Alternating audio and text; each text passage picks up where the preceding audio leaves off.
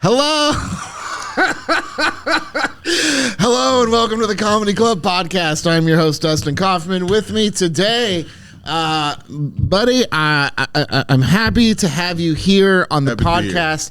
Happy to have you here at the club. And mainly, I'm happy to have you here. Please welcome my dear friend and very funny comedian, Ace, here to the Comedy Club podcast. Thank you for having me. Thank you for having me at the club. And most importantly, thank you for being a friend. Oh, yeah, absolutely. I'll make sure we're talking into this a little bit. Friend, so, buddy, I want to tell your story. We talked about having you come out. You're a KC native. You're a KC comedian, been a staple in the community for a long time. Kansas City, Kansas native, Wyandotte County. It's just KC. We don't have to make it sound worse than it is.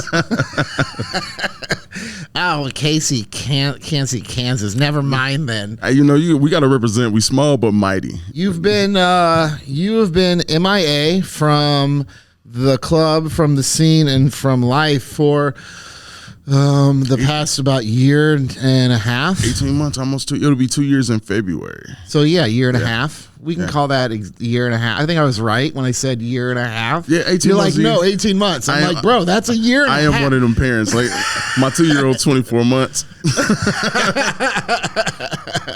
Oh, man, my kids are 120 months old. He'll be celebrating his 120th month birthday next week. I'll tell him I said happy birthday. So you've been MIA. What have you been dealing with here? February of 2024, I was diagnosed with B-cell acute lymphoblastic leukemia. And February 17th to be exact. And I remember prior to that too, because like you came over, you even came over to the house to hang out, and you were just in so much pain, and you thought it was like lingering from a car accident. There's a myriad of things: car accident, being fat and out of shape, getting older. Just wearing my body down, working a bunch of hours, doing too much, basically, and had no idea the whole time I was dying. No idea. You were just like, I'm tired and my body hurts. Yeah. A lot. And we had you we brought you in to like work and to be a manager here at the club, even at a point when this kind of came out, and I'm like, there's Ace sleeping in the sound booth again. Like, God dang it. Like, what is this? Yeah. So I don't know what's worse, like having leukemia or just being a lazy bastard who falls asleep at work. Man, listen. Hey, it was some of the best sleep I've had in a long time. It's nothing like getting paid to nap. Little did I know the whole time I wasn't napping, I was dying. I was about to take the forever nap. At least he's not a lazy bastard. Yeah, man. It's been surreal because I get a phone call from my doctor. First off, shout out to my girlfriend. She is the one who made me go get checked out. She got tired of me being hurt, like just simple stuff. I went to a friend's house to watch the Chiefs game, and shoulders and back and neck was hurting. Just a little, having fun. I was in pain and I couldn't sleep. So she's like, you know what? Finally, go to the doctor. I'm not listening to you anymore. I go to the doctor on a Wednesday, and he calls me on Thursday, like back to back in the morning. I'm at work. I go to my meetings. I finally call him back. He's left me 2 voicemails. His nurses left me 2 voicemails, and they're like, you're extremely anemic. You need to go get a blood transfusion immediately. Leave work now.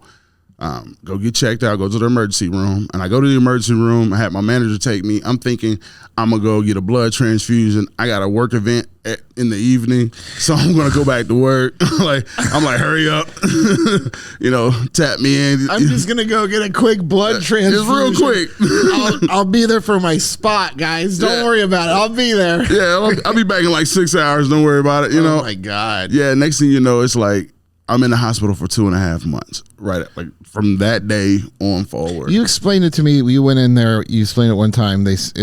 You went to the doctor, and the response wasn't when do you want to, or it wasn't when do you want to go, but where do you want to go? Like they immediately were like, this is where you're at. You need treatment immediately. Is it KU or what was the other option? KU, research, I think St. Luke's. Yeah. But the whole time it was KU or bust because KU's the best in the region. So why would I go anywhere else? Right. My aunt worked at research. That would have been a reason to go to research. But I owe immense gratitude to the cancer people at KU. Like they did me a solid. Have you rang the bell? I did ring the bell. But see, man, let me tell you how they had me ring the bell, man. They had me ring the bell in the very beginning, and it was a mind fuck, like in my opinion. Like, thank you for letting me ring the bell. But wait, in the beginning? Yes. So there's no stages to what I had. There's no stage 1, stage 2. It's you're getting better or you're dying.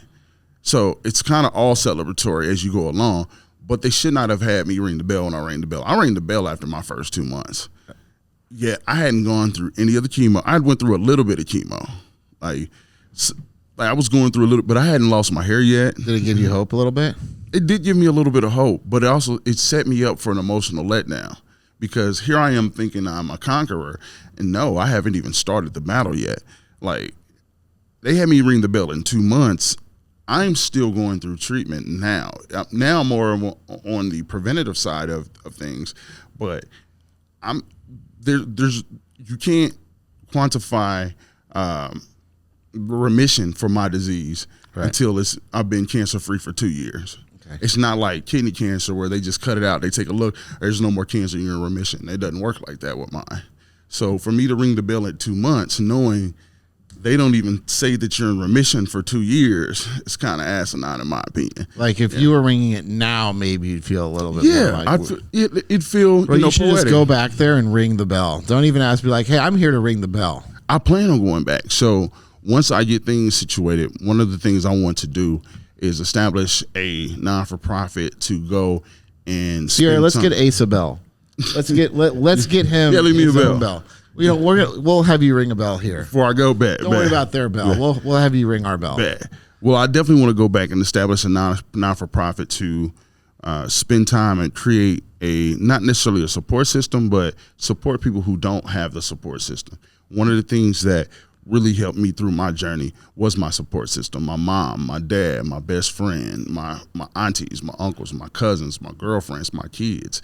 A lot of people. You say girlfriends? My girlfriend. No. You heard that too, right? There was an S at the end. It might have been a Freudian slip, but that's it. All of them. I put all of them down. I used to hold. I don't hold no more. No, but having a support system was important. It got me here. I don't know where I would be without my support system. I don't know how far along I would have gotten without my support system. I don't know if I would have recovered without my support system because I've watched people go through what I went through and nobody come to say hello to them. Nobody come and check on them. Nobody there to bring them food. And I know how hard it was for me to go through what I went through. And I had somebody. I can only imagine how people go through.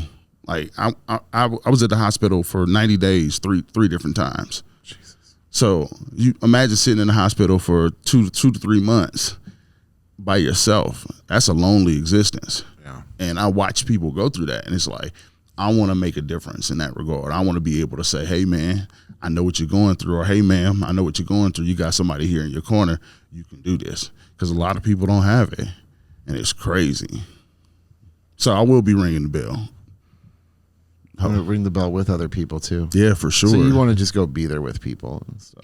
Bring the funny to them. Give them something to be happy about, because there are some dark times in those rooms. Because you don't get sleep. Sleep at the hospital is horrible.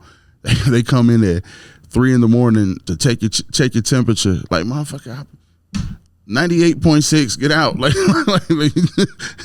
checking my temperature at 3 a.m. on the regular. So you got, it's been a year and a half, and you called me up recently and you said, "Hey, bro," and that's maybe didn't say "Hey, bro," but maybe you did. You said, "Hey, bro, the doctors gave me clearance to perform comedy again." Yes, sir. And I'm like, "Great. When do you want to feature?" And you're like, "Well, I just want to get on stage at first." I'm like, "Yeah, to feature, right?" Yeah, immediately. I hadn't done an open mic in almost 2 years. I hadn't told a single joke. He's like, "Yeah, you about to do 30 minutes 4 times." I think we got you a spot or two prior, but then you're featuring this weekend. It's been almost a year and a half, 2 years. I mean, you always have worked pretty regularly, so we can say a year and a half since you've really been on stage doing your thing. How excited for this and how nervous? Because you've been in comedy for how long? So I started doing comedy. It's been 16 years. Okay. Yeah. So 16 years, you're right. You take a year and a half off. What is that like? The mindset, not just coming back, preparing yourself to get back on stage, but then finally getting on stage again. Well, I had taken some hiatuses throughout this process, or the 16 years, multiple times. So it wasn't a solid 16 years. So I've come away from it on more than one occasion. What separates this time from the others is the emotions behind this reemergence, if you will. I went through a lot. This stuff, it jacks with your mind. Like the disease I dealt with jacks, it messes with you.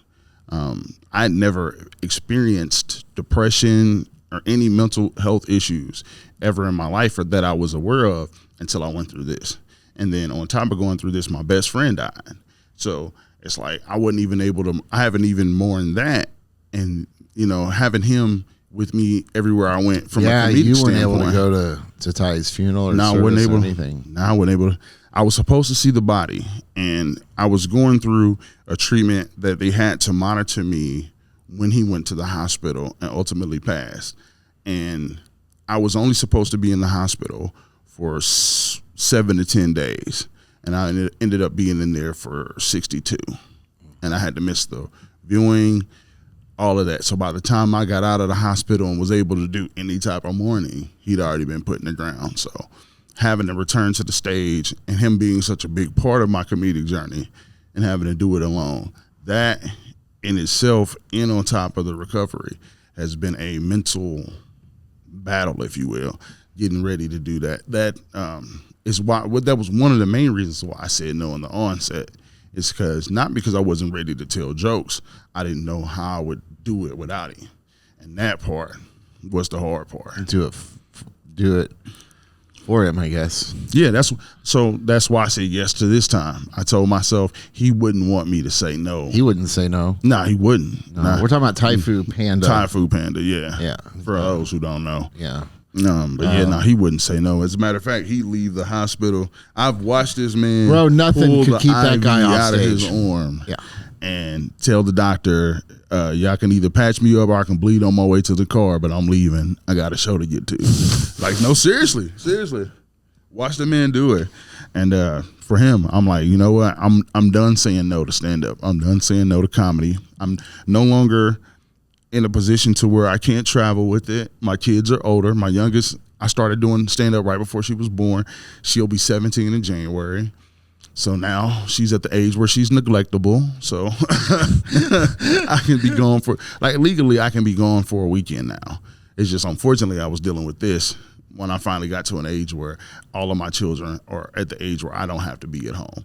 They're no longer legally required. Man, I can't wait to have neglectable children. Man, it's on its way. Mine are 120 and 144 months, so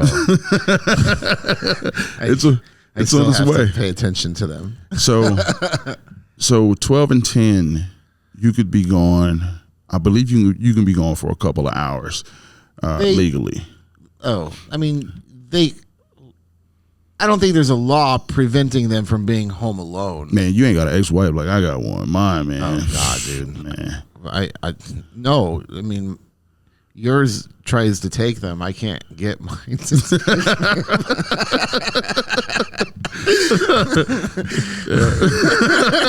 You're like, please.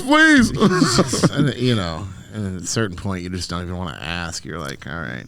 Nah, man, it's we got this. Yeah, it's fine now. Now it's not as bad as it used to be in the very beginning of our split and me getting custody and all that stuff. Things were very tumultuous. Now it's easy selling. I don't really have too many problems. But again, my kids are older. Like my oldest, he's graduated college, got a place of his own down in Georgia. My middle child, she's in college. She away from home, and then my youngest is 16. She's about to be 17. So now I can hit the road. I can be gone. I can perform. So my kids, they're best friends. They're wrestling buddies. You know, the friends they watch all their wrestling. They got bar mitzvah today, actually, right?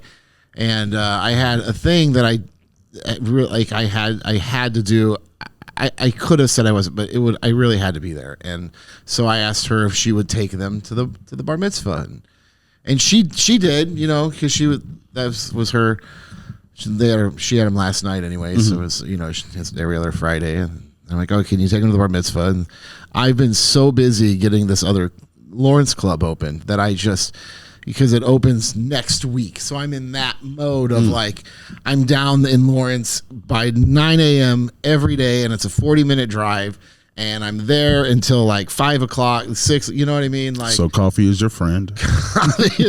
And so like, there's details to life that I haven't been able to get to just in general. So I'm like, hey, they need a couple clothes, they need a card, right? And they need a cash gift for the bar mitzvah boys and stuff. So I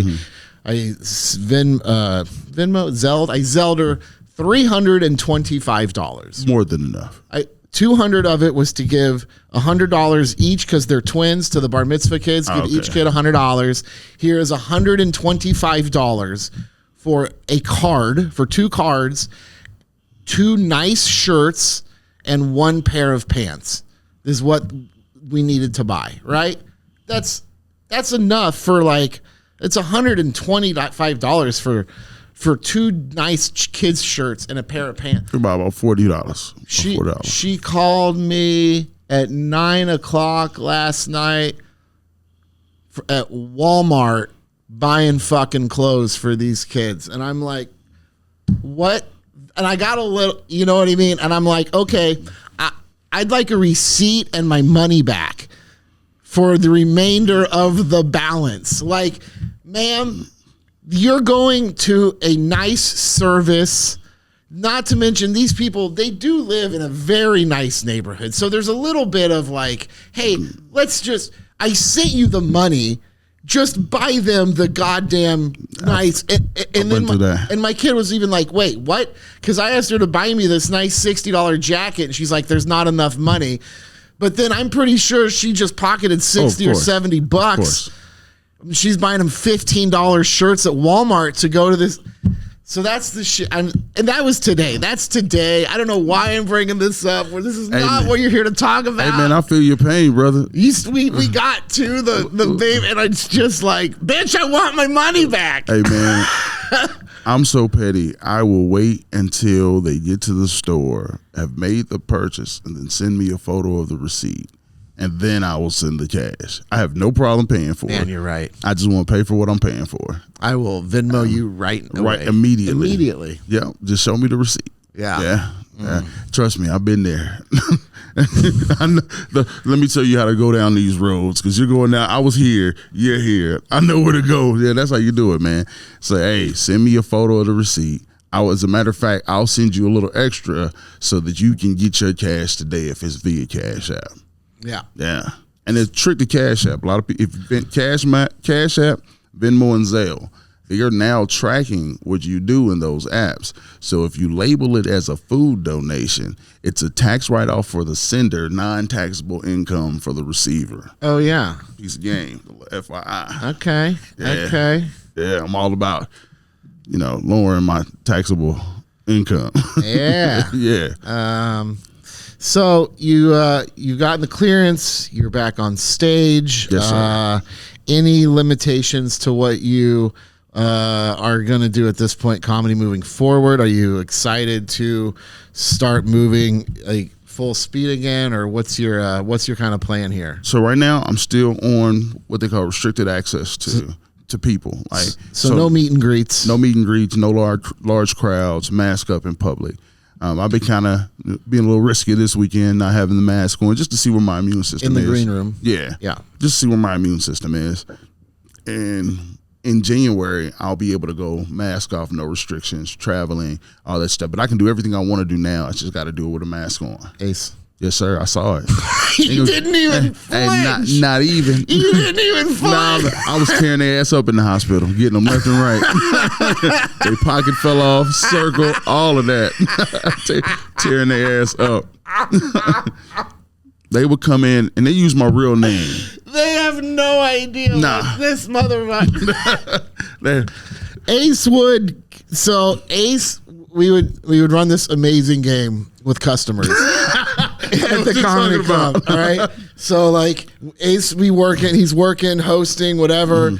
And before the show, we double seat tables when it's really busy anyway. So like Ace would be at a table with another couple, and I would walk up and I'd be like, "Sir, do you have your ticket?" And he'd be like, "Whatever." He would say, "I'm with them." I'm like, "Yeah, but they had their ticket. Do you have your?" And he would get people to lie for him. I'd be like, routinely. Is he with you? Is this guy with you? They're like, yeah, he's with us. Hey, there was a bachelorette party one time that was going to snitch me out. That did happen one time. There was a bachelorette party. She was like, "No, you can't sit with us." I'm like, "Yo, chill out." We create this whole scene of, "Sir, do you have your ticket?" with the customers, and then the show starts and they announce him to the stage, and he's like, "Peace out." Like, thanks. I did it one time. It was a married couple. It was a husband and wife, and the husband was a pastor, and they had like 13 or 14, so an astronomical amount of kids. Yeah. Oh, and it was their first night out in 20 years. First time out as a couple. Like, they've done things, but first night, me and you, let's go do something. 20 years. And I come, and I'm like, "Yo, act like I'm your kid. Lie for me a little bit." And he's like, what? This is what we've been missing? Like he's like, the whole time, like, "Hey, man, I'm a pastor." I'm like, "All right, you ain't got to lie, but you ain't got to tell the truth." Did you really say that? Yes, I did. Yeah. I said, "You ain't got to lie, but you ain't got to tell the truth."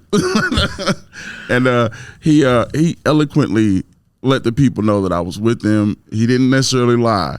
And then I immediately apologized to them right before I get on stage, because I'm a little bluer than the next guy. I'm like, now that I know you're a pastor, husband and wife, all right, I'm about to get on stage talking about slapping women with my belly fat while they're sucking my dick. Like, my bad, y'all. You didn't say that to them, but no, I didn't. No. But no. I just I acknowledged that they were there. Round of applause for them. Married couple, pastor and wife, and then I immediately go into my routine, and then we took photos after the show. It was a great time. They had a great time. Most people have a really good time with it. Every now and then I'll do it, and they'll recognize me from coming to the club. They're like, "No, fuck you, dude.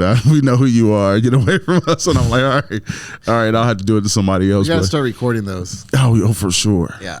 Especially while I'm unknown. Like, eventually, I'm pretty good at what I do. People are gonna find out who I am. While I'm an unknown, I want to enjoy those, because if I ever get so big where I'm recognizable, that's going to go away, and I want to enjoy that while it is, because to me right now, I'm able to do comedy for the purest of reasons. It's not a job; it's something that I love to do. So, me being where I'm at, there's a passion and a purity to it when you're not doing it for the money. Bro, you should just go out and drop your pocket videos. I should. I mean, if the internet loves shit like that. And I don't have to say pocket. I've tested the theory. I've told people they drop their elephant, their pocket wrench, like all types of shit. Like, you pick a word, I can say it, and people go, "Well, I dropped my esophagus." What?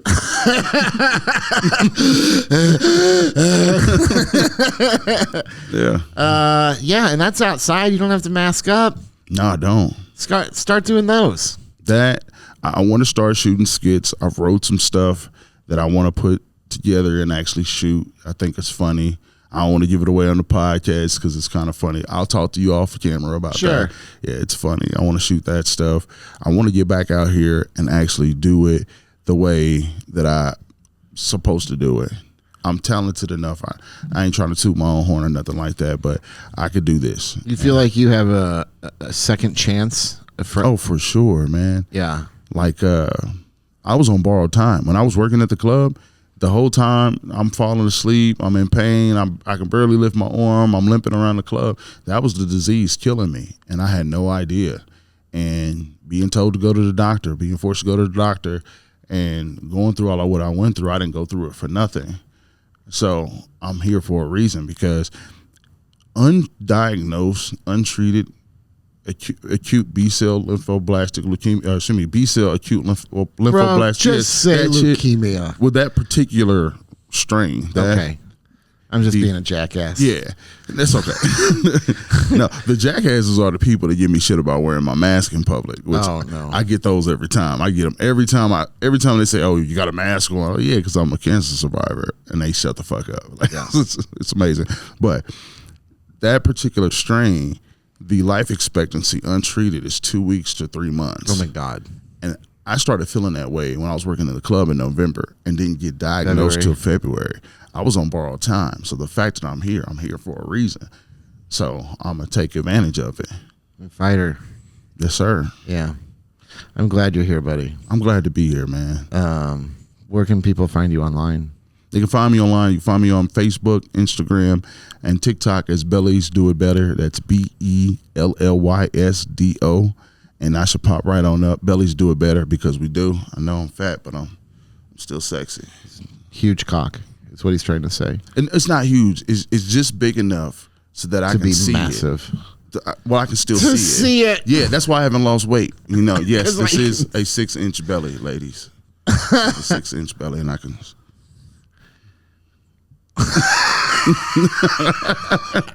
And I can see plenty. But no, yeah, the Bellies Do It Better on Facebook, Instagram, Twitter, and TikTok. Well, bro, I love you. I hope you got tons of hand jobs in the hospital, and I hope you get a lot more in the green room, other places, not here, but in life. And, thank you, sir. I'm glad you're here, and dude, I look forward to having you back in public, in life, in front of my face, on the roster, moving forward. Guys, it's been, we have, the house is definitely, and this, whether you guys have known or not, I think the city has missed your presence, and I'm definitely excited to have you back, especially, opening Lawrence, to have you back on the roster, and just to have you back with us, and to have you still here. I love you. I love you to pieces. I love you too, man. Follow Ace. Find out where he's going to be. Come see him. Let him know that he fought for, for a reason, and more than just to live. Yes, sir, man. I cannot.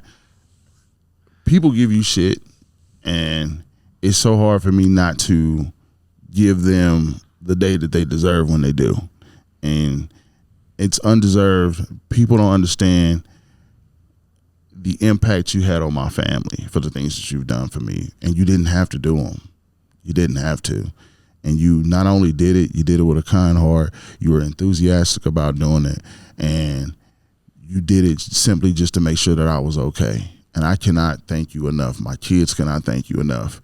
My daughters, who were constantly doing jumping jacks inside of my wallet, cannot thank you enough. So from the bottom of my heart, for my family, my mom, my dad, my girlfriend, my kids, thank you for being you. Thank you for being a good friend. Thank you for being a genuine human being. And I appreciate you, my man. I'm glad to be here. I'm glad to be a part of the club, the scene, and I'm glad to be back in the world again, because I can Bro, your family, breathe. Your family, I do it 1,000 times over. Thank you for just being here. I love you.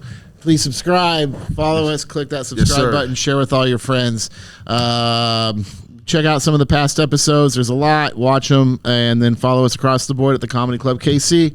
We'll see you next week with Michael Longfellow. Peace.